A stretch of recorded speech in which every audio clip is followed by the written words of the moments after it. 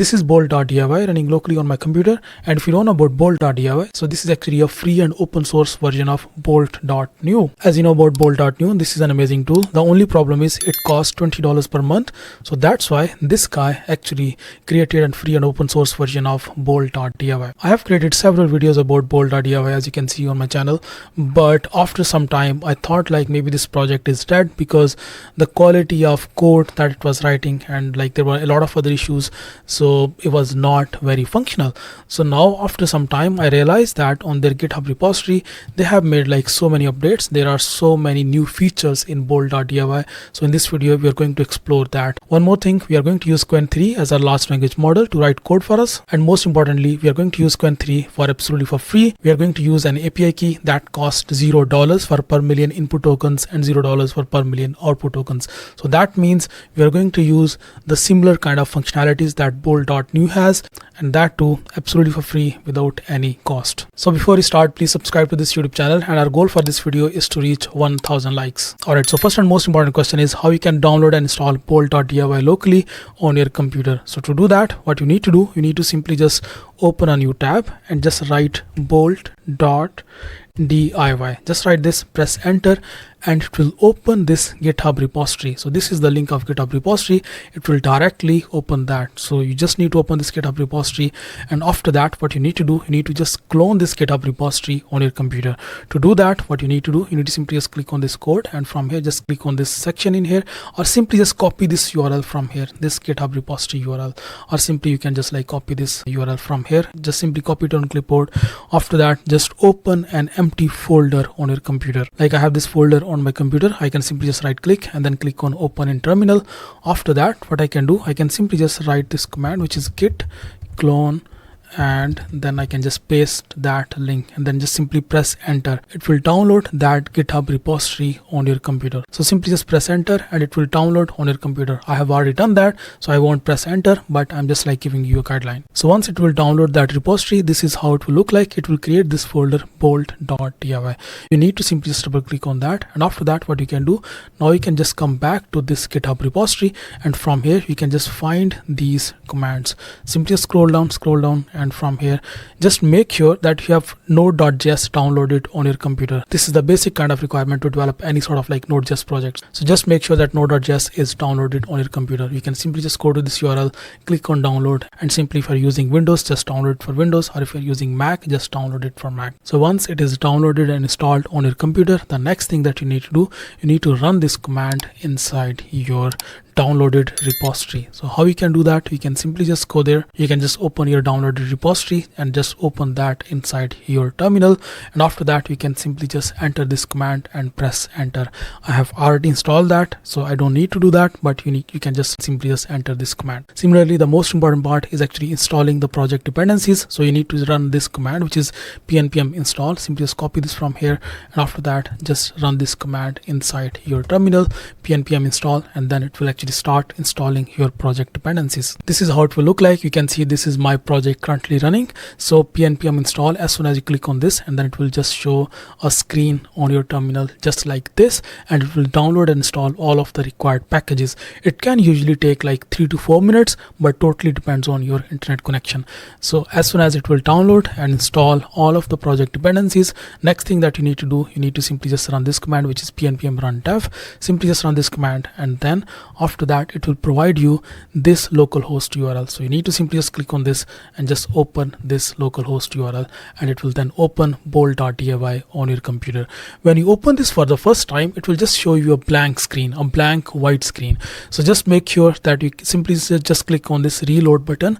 You need to simply just click on this reload button, and then it will actually show you the proper interface of Bolt.DIY. Okay, so once you have done that and Bolt.DIY is running on your computer, now next thing is connecting the Qwen 3 API key, adding the Qwen 3 API key into your project so you can actually start writing code. So Bolt.DIY can actually like start creating projects for you. To do that, there are various ways. So you can actually use any of these different providers. You can use maybe something like Grok, you can use Mistral, you can use Hugging Face, but I'm going to use OpenRouter because OpenRouter is a platform where you can actually access a lot of large language models absolutely for free. So you can simply just go to OpenRouter, and from here just simply just like look for openrouter.ai. Simply just open this open router, and after that you can just have a look at all of these different large language models available in here. Just log in using your Google account, and you're not actually required to add any sort of like credit card, because open router allows you to use some of the large language models absolutely for free. So you just on this search model section, just look for Qwen 3, Qwen, and you can see a lot of these different variants of Qwen are actually available for free, but we have to choose which one we are going to use. So first one is Qwen 3 0.6b, which is very small, tiny large language model, so we don't need that. Then Qwen 3 1.7b, very small model. Qwen 3 4b, very small model. Then the Qwen 3 30b, which is comparatively better. But you can see that all of these models has free in front of it, so that means you can use any of these models for free. The next one is Qwen 3 30p A3b, so this one is paid. Then there's again another variant. This is the biggest variant, Qwen 3 235b, and this too is available to use absolutely for free. You can simply just click on that, and now we can just like start using this absolutely for free. You can see it costs $0 per million input tokens and $0 per million output tokens. Now once you have decided which model we are going to use, then next step is simply just create an API key. So simply just go to this section, create an API key, or simply just from your profile just create an API key from here. You can simply just go to this keys section. From here just simply click on create a key.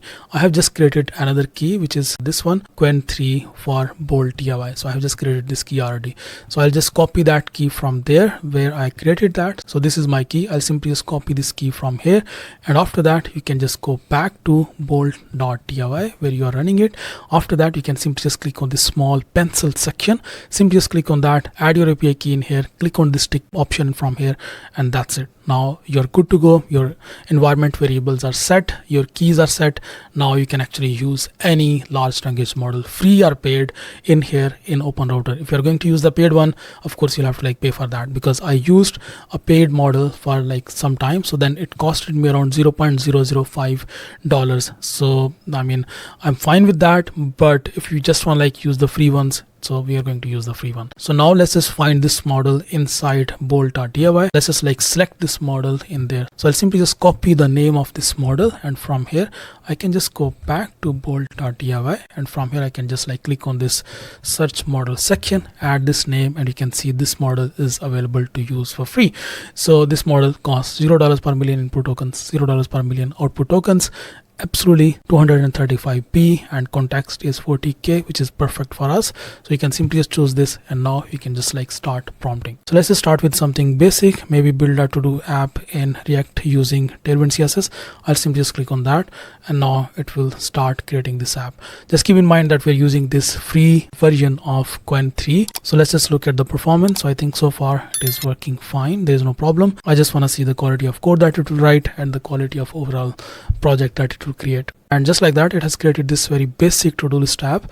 So I can simply just add some task in here. You can see it is working. I know it's very basic, I know everyone like creates to-do list apps, but yeah, I mean, it just created a very basic one. Even it created this dark mode and this light mode as well. So yeah, my aim is actually to explore the features that it has introduced in this new update.